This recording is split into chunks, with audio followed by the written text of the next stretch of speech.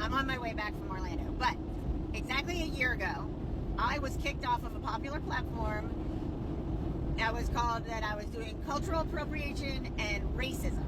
And the moderator kicked me out of the group because Stu complained about me, and they didn't give me a chance to explain myself. But here's how it went down. I was on this popular kind of chat platform, and I was in a group that was for film, all types of films, film discussion. I feel like I'm an expert on films. I basically grew up in a movie theater. Like, not a lot of people say, oh, I spent so much time in movies. No, I actually grew up in a movie theater. My parents owned a movie theater. So, movie theaters.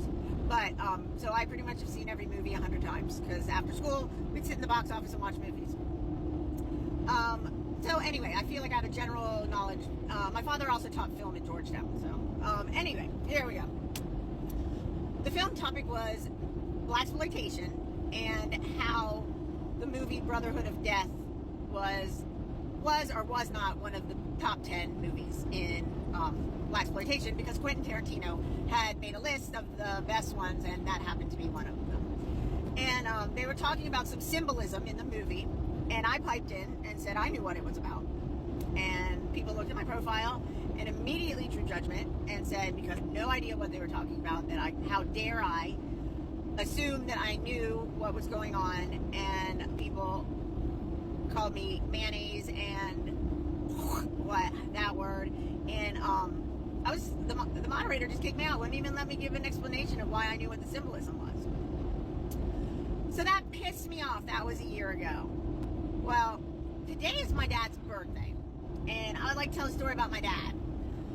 My father was an athlete. He was a very good athlete. Anyway, when he first started off playing this sport, him and his really good friend had to take a bus all the way out in Maryland and train for this sport because they played it together. And on the way back from playing that sport, there was a giant KKK billboard. And it really would upset my dad, because my dad is Jewish, and he felt it hurt his feelings. He didn't like it. He also didn't like it because his best friend was African American or black, whatever you want to call him. When they played their sport, they weren't allowed to go in with the athletes. They actually had to enter in through like the servants' quarters. My dad's best friend, his name was Arthur Ashe. My father was his doubles partner. And if you don't know who Arthur Ashe is, he was a very famous black tennis player. And my father and him were doubles partners in the U.S. for years, until Arthur Ashe started playing on his own. And Arthur Ashe was a much better player than my father. But my father had a better serve than Arthur Ashe. And I think that if they were both still alive, they would definitely agree on that. But they had to go through servants' entrances. They weren't allowed to go through the white people entrances into the country clubs and the venues that had tennis. And my father wanted to write about how it made him feel. So my father went on to play Wimbledon, the U.S. Open. He stopped playing tennis as he got older, and he owned the movie theaters. During that time, he also made a couple movies. He has French background, so there's a lot of movies that most people wouldn't know. One was nominated for an Academy Award, The Return of Martin Guerre, and La Chèvre, and Les Compères. And then he did Corky and the Hitter. And then he did some blaxploitation films. I'm going to get back to my story now. The reason I know exactly what the symbolism was, which happened to be a billboard with a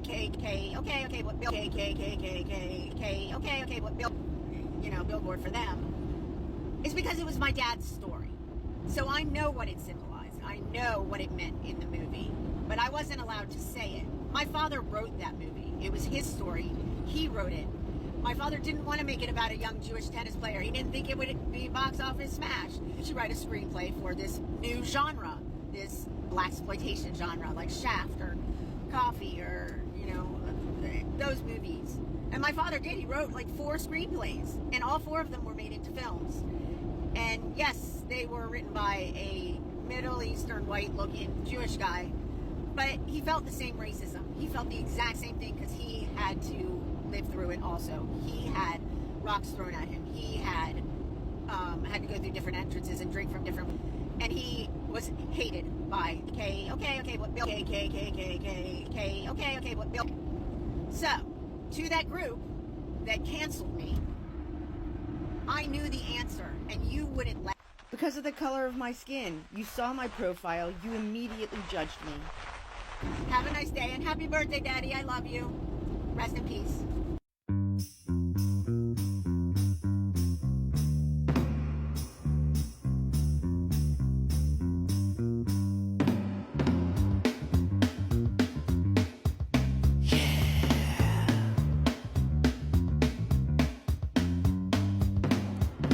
Looking back on the track